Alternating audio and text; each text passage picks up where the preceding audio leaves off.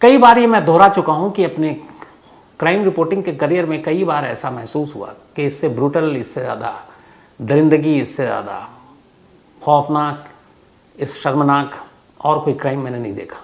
लेकिन हर बार गलत साबित हो जाता हूँ, क्योंकि उसके बाद फिर नई चीज़ें आती हैं। अभी हाल में जब आफ्ताब और श्रद्धा की कहानी आई, आप तक पहुँचाई, 6 महीने तक लाशों के टुकड़े करके कैसे वो फेंकता रहा अलग अलग इलाकों में, तो लगा उसके बाद फ्रिज में रखे हुआ उसी फ्रिज से पानी पी रहा है। लगा इंसानियत कहाँ चली गई है, इससे ज़्यादा दरिंदगी कुछ नहीं हो सकता।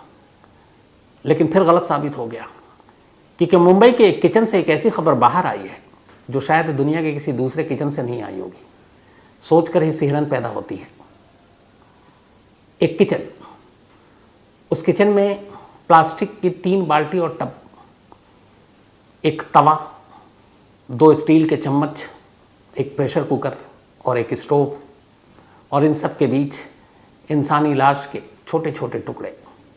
तो अजीब, जिसको सुनकर भी रोंगटे खड़े हो जाएं, सुनाने के लिए भी जिगर चाहिए। ऐसा नहीं है कि ऐसी कहानियाँ कभी कभार होती हैं। ऐसी मुझे आगे बढ़ूँ उससे पहले चलिए आपको सिलसिलेवार पूरी चीज़ बताता हूँ। बात मुंबई की है, मुंबई के मीरा रोड की है, बल्कि ये मुंबई का भी नहीं, ज्यूरिसडिक्शन ठाणे का पड़ता है। तो ठाणे में मीरा रोड पर एक सोसाइटी है, गीता आकाशदीप अपार्टमेंट। यहाँ बहुत सारे लोग रहते हैं।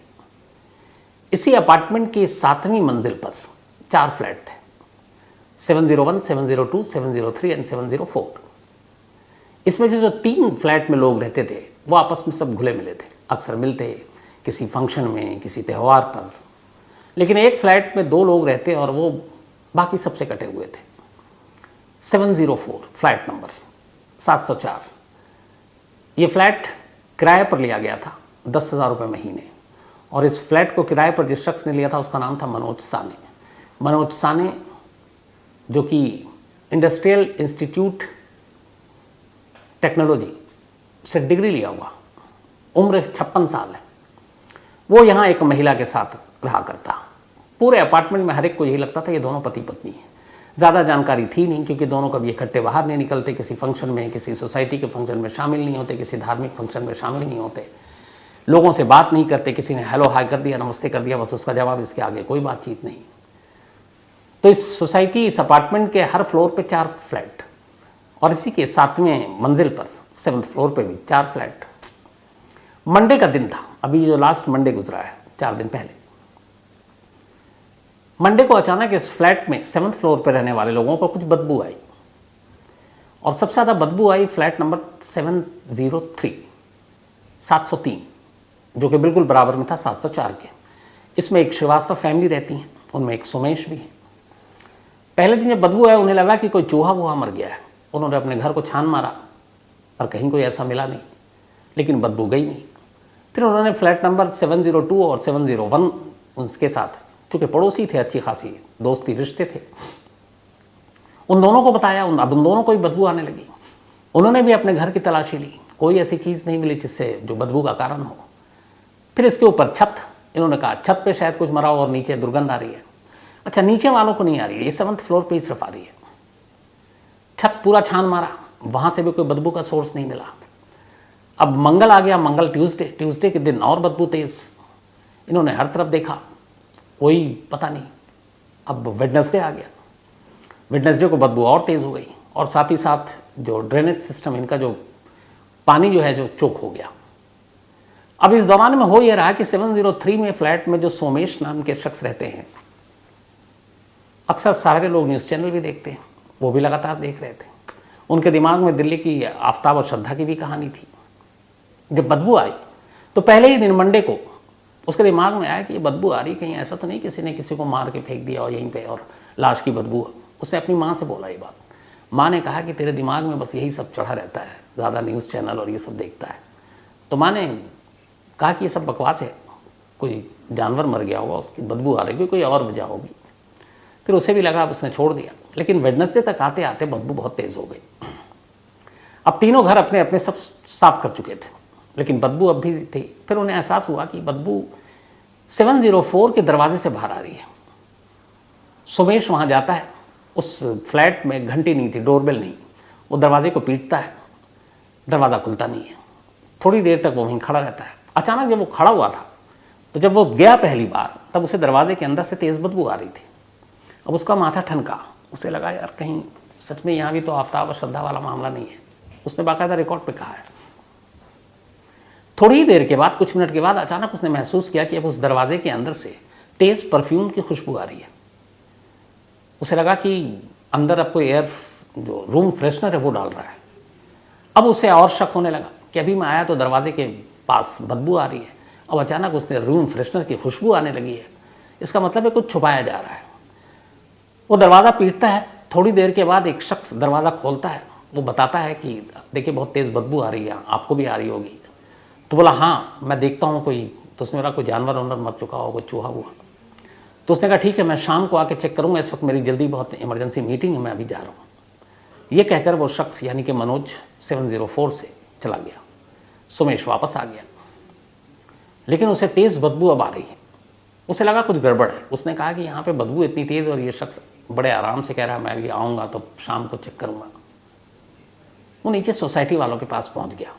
सुमेश ने जाके कहा कि देखो, अच्छा 2-3 दिन से इन लोगों ने कंप्लेंट की थी, उस सोसाइटी के जो जिम्मेदार लोग हैं। फिर उसने पूरी कहानी बताई। उसने कहा कि ऐसे ऐसे बाकी हमारे 701, 2, 3 सब चेक कर लिया, कुछ नहीं है, छत पे कुछ नहीं है। 704 से बदबू आ रही थी और जब मैं दरवाजे पे खड़ा था तो अचानक रूम फ्रेशनर की वो खुशबू आने लगी। तो श्रद्धा और आफ्ताब के केस में भी यही हुआ था, मैंने सब देखा है, पढ़ा है, तो कुछ गड़बड़ है। और ये शख्स जल्दी में भाग भी गया। सोसाइटी वालों को भी ये कहानी मालूम थी पहले की, आफ्ताब श्रद्धा की। उन्होंने कहा अच्छा। उन्होंने फ़ौरन पुलिस को कॉल कर दिया। अब पुलिस की टीम पहुंची। अब जाहिर है पुलिस को भी ये सारी आजकल कहानियां पता है, किसी फ्लैट से बदबू आ रही है तो पहला उनका शक क्या होता है। पुलिस को भी लगा कुछ गड़बड़ है। अब वो पड़ोसियों के साथ लेकर 7th फ्लोर पे जाते हैं। 704 ताला लगा हुआ है। पुलिस ने कहा कि ठीक है आप सब गवाह हैं, पड़ोसियों को गवाह बनाया और ताला तोड़ दिया। ताला तोड़कर जैसे ही दरवाज़ा खोला अंदर से एक तेज़ बदबू आई और अब ये यकीन हो गया कि बदबू का सोर्स यही घर है। अब पुलिस की टीम पड़ोसियों को गवाह बनाकर किसी तरह नाक पे रुमाल रखते हुए, 1-2 तो उल्टी कर चुका, रूम के अंदर दाखिल होते हैं। फ्लैट में दाखिल हुए। अब हर एक के जहन में आफ्ताब श्रद्धा वाली फ्रिज भी थी।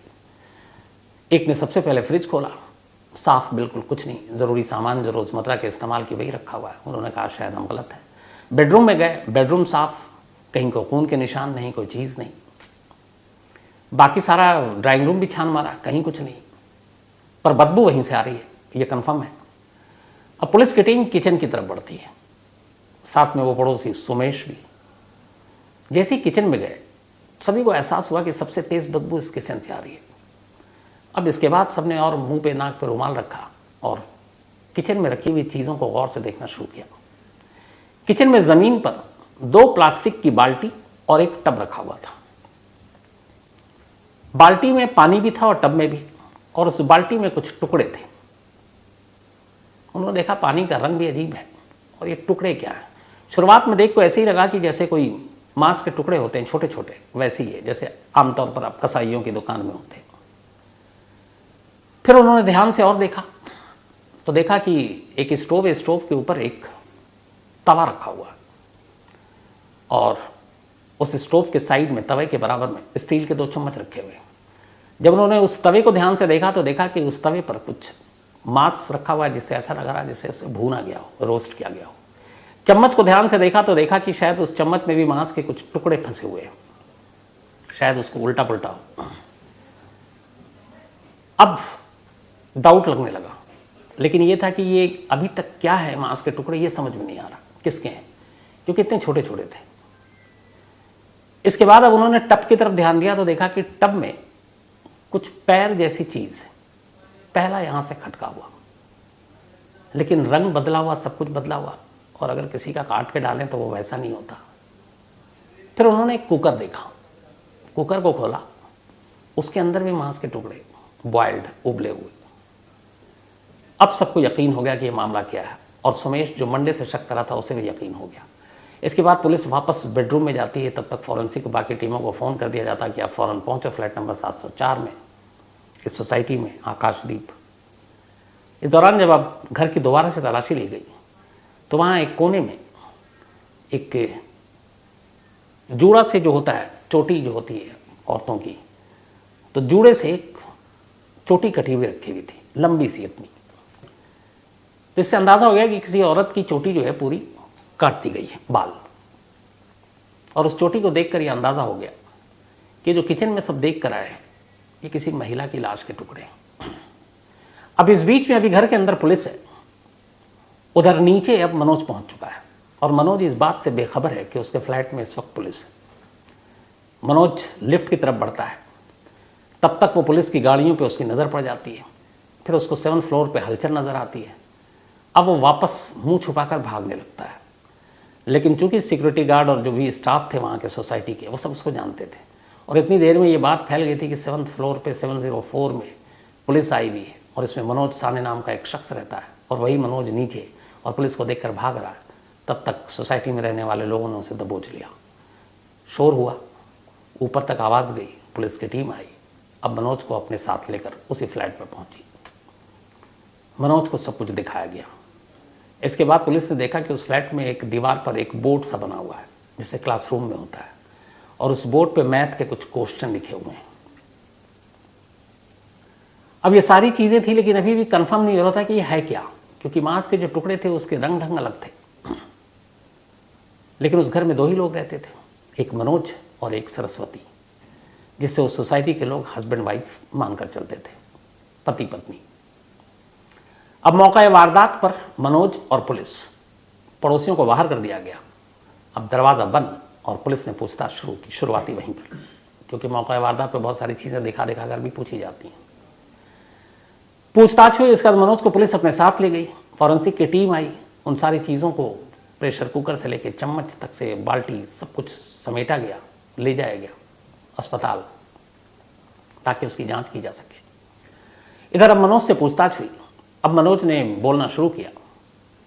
उसने सच्ची झूठी कहानी शुरू की सुनानी।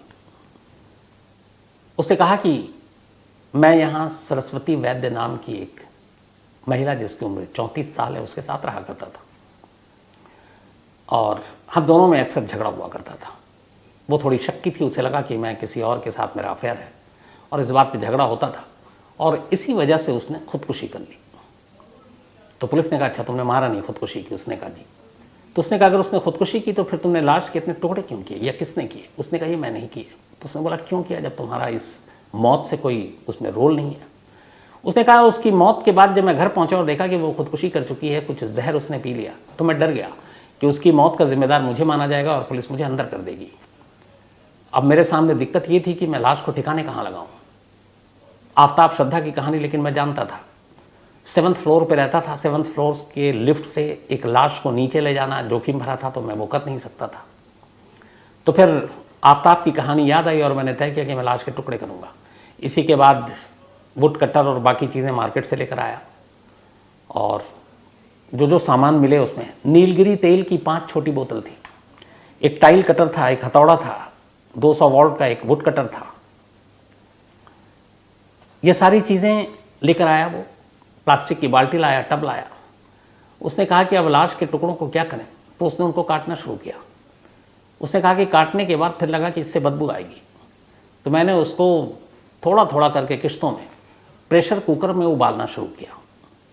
जो उबलता जाता फिर मैं उसको तवे पर उसको रोस्ट करता ताकि बिल्कुल ही स्मेल ख़त्म हो जाए, और बाकी जो उबले हुए पार्ट्स थे उनको मैं बाल्टी और टब में रखता जाता।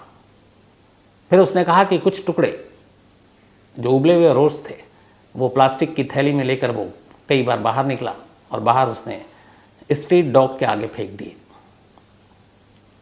तो कत्ल नहीं किया पर टुकड़े मैंने किए। ये उसकी कहानी थी। अब पुलिस को उसकी कहानी पर यकीन नहीं हो रहा था। पुलिस ने उससे लंबी पूछताछ की, फिर कोर्ट में ले गए, उसकी कस्टडी मांगी। 16 जून तक के लिए उसे पुलिस हिरासत में दे दिया गया। इसके बाद फिर से उससे नए सिरे से पूछताछ हुई। अब जब पूछताछ हुई तो धीरे धीरे अब मनोज झूठ से थोड़ा थोड़ा सच बोलना शुरू कर चुका है। अब वो कुछ और कहानी सुना रहा है और उसकी पूरी कहानी कुछ यूं है। मनोज साने अहमदनगर का रहने वाला, इसने इंडस्ट्रियल इंस्टीट्यूट टेक्नोलॉजी से IIT पढ़ाई की। माली हालत फैमिली की ठीक थी, लेकिन 10-15 साल पहले माँ और बाप दोनों की मौत हो गई। बोरीवली में इसका अपना फ्लैट था, इस फ्लैट में रहा करता था वो। और फिर उसी बोरीवली में एक राशन की दुकान में इसने नौकरी शुरू कर दी। फिर धीरे धीरे वक्त बीता, इसने कहा कि उसका एक बार एक्सीडेंट हो गया, वो हॉस्पिटल गया, एडमिट हो गया, वहाँ उसे ब्लड चढ़ाया गया। जब वो ठीक हो गया एक्सीडेंट से तो बाद में फिर वो बीमार पड़ा, डॉक्टर को दिखाया, उसने कुछ टेस्ट दिए। जब टेस्ट कराया तो उसने कहा कि मुझे बताया गया कि मैं HIV पॉजिटिव हूँ, और शायद ये वो जो ब्लड चढ़ाया गया था मुझे एक्सीडेंट के बाद, उस ब्लड की वजह से वो संक्रमित ब्लड था, तो उससे मैं पॉजिटिव हो गया HIV। तो अब वो दवा खाता था, राशन की दुकान में 5,000 की नौकरी करता था, पढ़ा लिखा ठीक ठाक, अपना फ्लैट था। फिर उसने अपने फ्लैट को 35,000 रुपये किराए पर चढ़ा दिया और वहाँ से मीरा रोड पहुँच गया। और मीरा रोड में इस गीता आकाशदीप अपार्टमेंट के जी विंग में उसने एक 2 कमरे का सेट किराए पर लिया 10,000 रुपये महीने पर, और अब वहीं रहने लगा। इसका कहना है कि 2008 में जब वो राशन की दुकान में था बोरीवली में, तब एक लड़की आई, पता चला कि वो भी अहमदनगर की है, ये भी अहमदनगर का था। एक ही इलाके की वजह से दोनों में बातचीत शुरू हुई, फिर धीरे धीरे दोनों में दोस्ती हो गई, फिर प्यार हो गया। उस लड़की का नाम था सरस्वती। 2008 में, मतलब अब से करीब 15 साल पहले, उसकी उम्र होगी 19 साल, जबकि 56 साल का अभी है मनोज, तो 15 साल पहले उसकी उम्र करीब 30-29 साल रही होगी। तो बोला दोनों में दोस्ती हो गई, फिर प्यार हो गया। सरस्वती जो है वो 5 बहनें थीं, अहमदनगर की रहने वाली, लेकिन माँ बाप अलग रहते थे, दोनों में अलगाव हो चुका था, लेकिन 5 बेटियाँ फिर भी साथ थीं माँ के। फिर माँ की मौत हो गई। माँ की मौत के बाद तमाम बहनें वहीं अहमदनगर के एक अनाथ आश्रम में जाकर रहने लगी। इसके बाद 2008 में सरस्वती आ गई मुंबई, और यहाँ बोरीवली में वो टकराई मनोज से। मनोज से जब टकराई और प्यार हुआ तो फिर मनोज उसको अपने साथ मीरा रोड के उसी किराए के फ्लैट में ले गया, और ये दोनों अब वहाँ रहने लगे। मनोज अपना नौकरी करता था, 5,000 रुपये महीने मिलते थे उसको राशन की दुकान से, 35,000 रुपये फ्लैट का किराया आता था, 40,000, 10,000 इधर किराया देता था मीरा बाग में, बाकी बचे 30,000, उस पर ठीक ठाक जिंदगी चल रही थी। उसने कहा लेकिन इसी अभी पिछले महीने 29 मई को ये हुआ कि जिस राशन की दुकान में वो नौकरी किया करता था, उस दुकान का लाइसेंस खत्म हो गया, तो राशन की दुकान बंद और वो बेरोजगार। इसके बाद उसने बोला कि फिर सरस्वती से लड़ाई झगड़ा शुरू हुआ। फिर उसने कहा कि सरस्वती को ये भी डाउट था कि वो जब भी लेट आता था तो उसे लगता था मेरा आप किसी और के साथ अफेयर है। फिर उसने ये भी बताया कि जब वो दोनों आए और साथ रहने लगे तो साथ रहते रहते फिर दोनों ने फैसला किया कि हम शादी करेंगे। लेकिन इशू ये था कि दोनों की उम्र में बहुत फासला था, वो 56, ये 34। फिर भी एक साथ रहने के लिए उसने कहा कि हम दोनों ने जाकर मंदिर में गुपचुप तरीके से शादी कर ली, और इस शादी की खबर सिर्फ सरस्वती की, बाकी की 4 बहनों को थी और किसी को नहीं। इस दौरान जब इसके साथ लिव इन में रह रही थी सरस्वती, तो बीच बीच में अहमदनगर उस अनाथ आश्रम में भी जाती थी, और वहाँ के बाकी लड़कियों बच्चों के लिए वो बहुत सारे सामान लेकर जाती थी। मनोज के पास अपनी एक कार थी, और वो उस कार में जाया करती थी, और वहाँ जब भी कोई पूछता था तो मनोज को अपना मामा कहकर मिलाती थी, क्योंकि उसे लगता था कि लोग क्या कहेंगे, उम्र में इतना फासला है, तो कहीं उसने पैसों के लिए तो शादी नहीं की। ये सब कुछ चल रहा था, लेकिन फिर ये 29 मई की कहानी बेरोजगार, उसके बाद एक शक की कहानी, जो मनोज का कहना है, झगड़ा शुरू हुआ। इस दौरान उसने बताया कि अब सरस्वती पढ़ना चाहती थी। जब वो अनाथ आश्रम से मुंबई आई तब उसने 10वीं का एग्ज़ाम दिया था और फेल कर गई थी, तो उसने कहा आप दोबारा से पढ़ेंगे। मनोज तो ठीक ठाक पढ़ा लिखा इंसान, उसने कहा ठीक है तुम 10वीं का इम्तिहान दो। मैथ वो खुद पढ़ाता था, और घर में एक दीवार पे उसने बोर्ड बनाया और उसको मैथ पढ़ाता था, और इसलिए जब पुलिस मौके पर पहुंची तो दीवार पे मैथ के कई क्वेश्चन उसको लिखे हुए नजर भी आए। तो मनोज का ये कहना था कि हमने शादी कर ली थी, अब हम लिव इन में नहीं पति पत्नी के तौर पर थे, लेकिन सरस्वती शक्की थी, बेरोजगार हो चुका था, पैसे की भी किल्लत हो रही थी, और इस वजह से झगड़ा हो रहा था, और उस झगड़े की वजह से फिर उसने खुदकुशी कर ली जहर पीकर। लेकिन पुलिस ने कहा नहीं, हाँ तुम झूठ बोल रहे हो। अब उसने दूसरा स्टेटमेंट दिया, हालांकि वो कभी देता है पलटता है। जो पुलिस सोर्सेज है उनका कहना है कि उसने ये माना है कि उसने सरस्वती को चाकू मारा और चाकू से उसकी जान ली, और यानी एक तरह से उसने कत्ल किया। सरस्वती ने खुदकुशी नहीं की, लेकिन वो बयान बदल रहा है। और अब पुलिस के सामने चैलेंज ये है कि सबसे पहले तो सरस्वती के कत्ल के मोटिव यानी कि मकसद को लाया जाए कि वो मकसद क्या है। दूसरा, मकसद लाने के लिए दूसरा ये कि ये कत्ल है या सुसाइड, इसको साबित करें। अब ये साबित कैसे होगा? मनोज जो एक्यूज है वो कह रहा है कि उसने जहर खाई, फिर पुलिस कह रही है कि नहीं तुमने उसको चाकू से मारा। अब ये दोनों चीजें साबित कैसे होंगी? अगर सरस्वती ने खुदकुशी की और उसने जहर खाकर खुदकुशी की है तो ये आराम से मेडिकल रिपोर्ट से पता चल सकता है, और वो ये कि उसकी विसरा है, जो बार बार आपको कई बार विसरा के बारे में बता चुका हूं। उस विसरा की जांच में पता चल जाएगा कि उसके पेट की थैली में जहर पहुंचा था कि नहीं। अगर उसे चाकू से मारा गया है तो उसके जिस्म के घाव से यह पता चल जाएगा कि उसकी मौत चाकू से हुई है। लेकिन ये अजीब केस है, ये दोनों ही चीजें कैसे साबित की जा सकें? सरस्वती के लाश के टुकड़ों के टुकड़े हो चुके हैं, छोटे छोटे, न सिर्फ टुकड़े, उन्हें प्रेशर कुकर में उबाला जा चुका है, उसे तवे पर भूना जा चुका है। अब ऐसे में पेट की थैली का वो हिस्सा सलामत है या नहीं कैसे बताया जा सकता है? सेम उसी तरीके से उसके लाश के छोटे छोटे टुकड़े हो चुके हैं, उबाला जा चुका है, भूना जा चुका है, कुछ हिस्से स्ट्रीट डॉग को खिलाए जा चुके हैं, कुछ हिस्से उसने फ्लश करके भी बहाया है। तो अब ऐसे में चाकू से मौत हुई, चाकू के वो घाव और घाव जिस जगह पर है उसके टुकड़े का मिलना आसान नहीं। तो यहां पर कुल मिलाकर शायद मनोज को भी ये पता है कि अगर मौत की वजह साबित नहीं हो पाई तो वो आसानी से निकल लेगा, और मुझे लगता है कि वो आफताब पूनावाला से 2 कदम आगे जाकर सोचा उसने। और इसीलिए पुलिस से जो हमारी बात हो रही है और जो हमारे रिपोर्टर हैं जो बात हुई है, उनका ये कहना है कि बहुत शातिर है। इसे मालूम है कि अगर ये सिर्फ बयान देगा तो ये बयान तो पुलिस के बाद अदालत में तो मान्य है नहीं, तो अब उसके बयान के आधार पर उससे सच उगलवाना और सच उगलवाने के साथ वो सबूत हासिल करना जिससे कि ये साबित किया जा सके कि सरस्वती की मौत खुदकुशी नहीं बल्कि कत्ल है, उसके लिए फॉरेंसिक एविडेंस की ज़रूरत है। तो जैसा मैंने कहा कि विसरा का हिस्सा मिलना मालूम नहीं, चाकू के घाव दिखने या उस जगह पे जहाँ पे मारा गया वो हिस्सा मिलना पता नहीं।